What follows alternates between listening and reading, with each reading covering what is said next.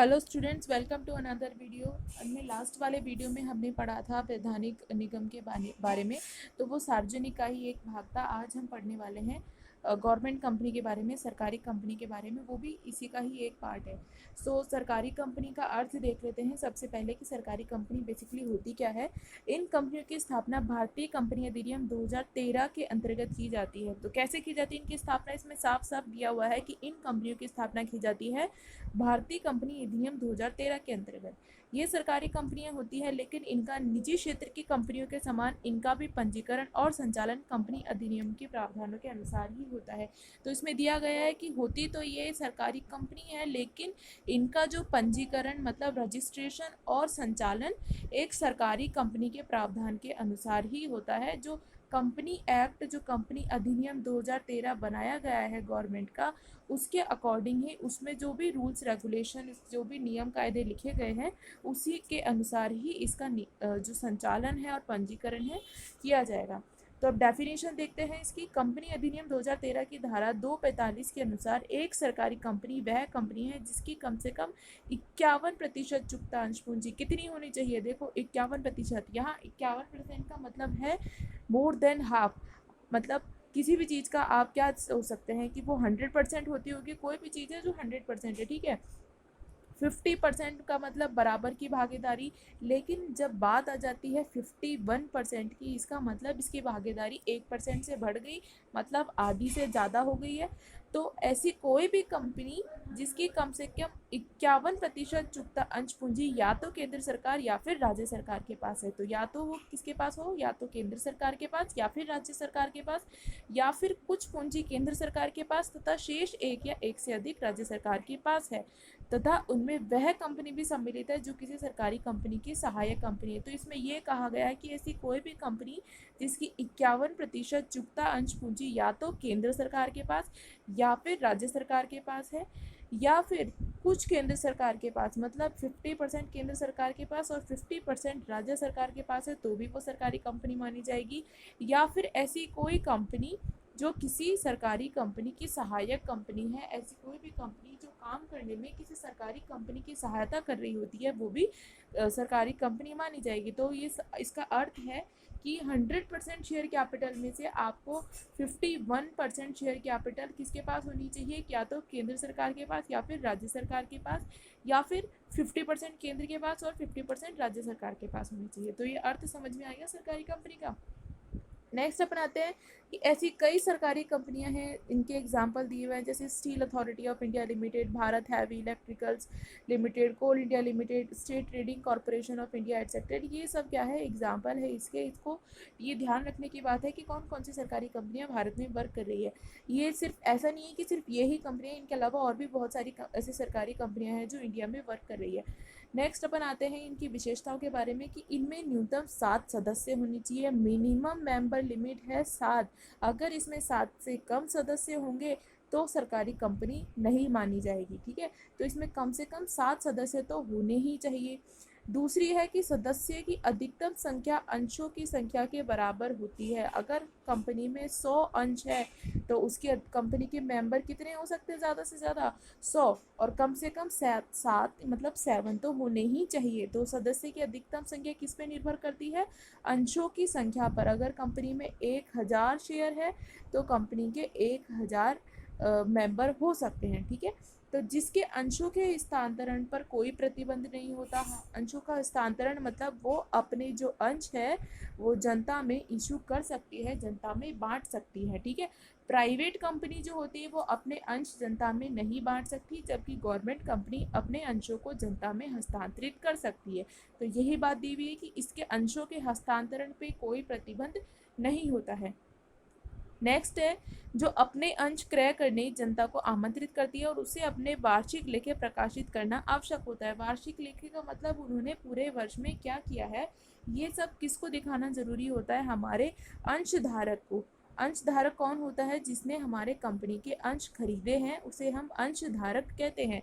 तो कंपनी क्या कर सकती है, अपने जो अंश है उनको क्रय करने के लिए जनता को आमंत्रित कर सकती है। मतलब वो इजीली अपने जो शेयर्स है वो मार्केट में इशू कर सकती है। इसके अलावा अपने वार्षिक लेखे उसको प्रकाशित करना आवश्यक होता है। तो ये तो पहले इन विशेषताओं को यहीं एक बार दोबारा क्लियर कर लेते हैं कि इसमें 7 तो मिनिमम सदस्य होने ही चाहिए। मैक्सिमम मतलब अधिकतम कितने सदस्य हो सकते हैं, जितने कंपनी के अंश होंगे, शेयर होंगे, उतने ही अधिक सदस्य हो सकते हैं। अंश के हस्तांतरण पे कोई रोक नहीं होती है। फिर आता है अपने अंश क्रय करने को जनता को आमंत्रित करती है, जिसे अपने वार्षिक लेखे प्रकाशित करना आवश्यक होता है। नेक्स्ट बात आती है कि ये एक अलग कानूनी इकाई है। अब अलग कानूनी इकाई क्यों होती है, क्योंकि ये एक गवर्नमेंट का डिपार्टमेंट है, गवर्नमेंट ने कोई स्पेशल एक्ट में इसको बनाया है, इसलिए ये अलग कानूनी इकाई होती है। क्योंकि ये कंपनी अधिनियम 2013 के कानून और उसके प्रावधानों की पालना कर रही होती है, इसलिए अलग कानूनी इकाई मानी जाती है। ये कंपनी अधिनियम 1956 और 2013 के तहत शामिल है, मतलब इसमें दोनों ही, मतलब 1956 में जो कंपनी लॉ बना था वो भी एप्लीकेबल होगा, और 2013 में जो कंपनी एक्ट बना वो भी इस पर एप्लीकेबल होगा। तो ये दोनों ही एक्ट के अंदर शामिल होती है। अब आते हैं इसके लाभ। पहला आता है कि एक सरकारी कंपनी की स्थापना भारतीय कंपनी अधिनियम की सभी औपचारिकताओं को पूरा करने से होती है, कि मतलब आपने अगर भारतीय कंपनी अधिनियम 2013 की जितने भी फॉर्मेलिटी है, औपचारिकता है, उनको पूरा कर लिया तो आपकी सरकारी कंपनी की स्थापना हो सकती है। और वो फॉर्मेलिटी ये है कि सरकार के पास आपकी जो कंपनी है उसका 51% चुकता अंश पूंजी होनी चाहिए, या और सेकंड औपचारिकता है कि या तो कुछ केंद्र सरकार के पास और कुछ राज्य सरकार के पास, मतलब 50% सेंटर के पास और 50% स्टेट के पास होना चाहिए। तो इसके लिए संसद में किसी विशेष अलग अधिनियम की आवश्यकता नहीं होती। कोई अलग अधिनियम की आवश्यकता इसलिए नहीं होती क्योंकि ऑलरेडी कंपनी अधिनियम 1956 और 2013 के अंतर्गत शामिल होती है। दूसरा लाभ है कि इनका सरकार से पृथक कानूनी अस्तित्व होता है, अपना अलग एग्जिस्टेंस बना के रखती है, क्योंकि ये कंपनी अधिनियम 1956 और 2013 के प्रावधानों को फॉलो कर रही होती है, इसलिए इसका सरकार से पृथक कानूनी अस्तित्व होता है।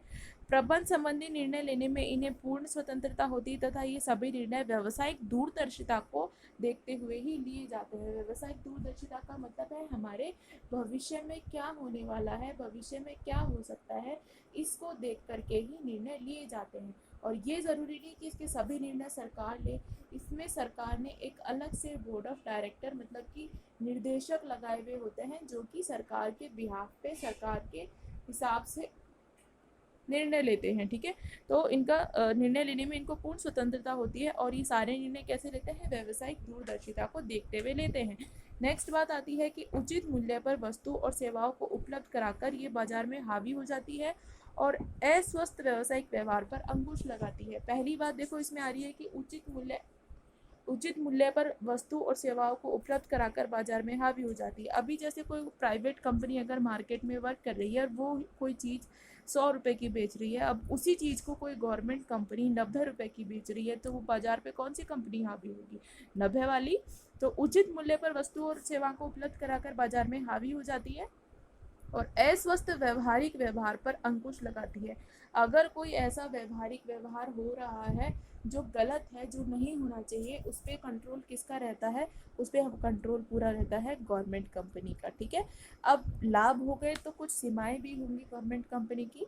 पहली सीमा है कि इन कंपनियों को सरकारी अधिकारी, मंत्री और राजनेताओं के सरकारी हस्तक्षेप और भागीदारी का बहुत सामना करना पड़ता है। अब सीधी सी बात है, क्योंकि देखो बेसिक सी चीज़ है, जहाँ गवर्नमेंट की बात आ जाती है, अगर कोई गवर्नमेंट कंपनी है, इसका मतलब इसमें गवर्नमेंट का इंटरफेरेंस तो रहेगा ही रहेगा। अब वो गवर्नमेंट कौन हो सकती है, कोई भी हो सकता है, हमारे सरकारी अधिकारी हो सकते हैं, मिनिस्टर्स हो सकते हैं, पॉलिटिकल पार्टीज हो सकती है, तो इन सब का इंटरफेरेंस इसमें रहता ही रहता है। ठीक है, नेक्स्ट बात आती है संवैधानिक उत्तरदायित्व बचाती है, जबकि सरकारी वित्त पोषित कंपनियां होने के कारण इसे ऐसा नहीं करना चाहिए।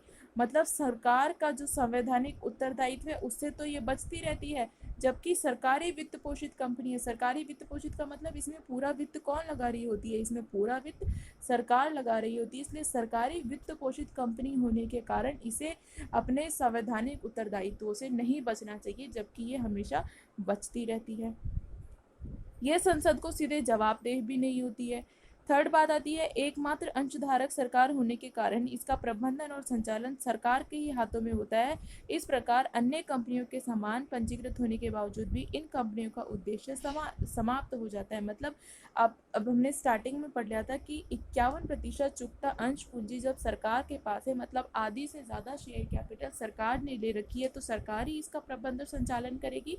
तो हमने ये देखा था कि इसका जो संचालन है वो किसकी तरह होता है, बाकी दूसरी प्राइवेट कंपनियों की तरह ही हो रहा होता है, लेकिन ये गवर्नमेंट की वित्त पोषित कंपनी होती है, गवर्नमेंट के पास इसका वित्त आ रहा होता है, इसलिए इसको गवर्नमेंट कंपनी माना जाता है। तो इस प्रकार अन्य कंपनियों के समान पंजीकृत होने के बावजूद भी इन कंपनियों का उद्देश्य समाप्त हो जाता है। समाप्त क्यों हो जाता है? क्योंकि आधी से ज़्यादा हमारी शेयर कैपिटल तो गवर्नमेंट ही ले गई, तो गवर्नमेंट जो चाहेगी वही काम होगा ना, आपके हिसाब से कोई काम नहीं हो सकता, इसलिए इनका उद्देश्य समाप्त हो जाता है। तो इस वाले वीडियो में हमने पढ़ा सरकारी कंपनी के बारे में। नेक्स्ट वाले वीडियो में हम आगे चैप्टर को कंटिन्यू करेंगे। So if you guys have any doubts and queries, you can guys do comment on this video. I will surely try to sort out all your doubts and queries. Till guys, be prepared, be safe.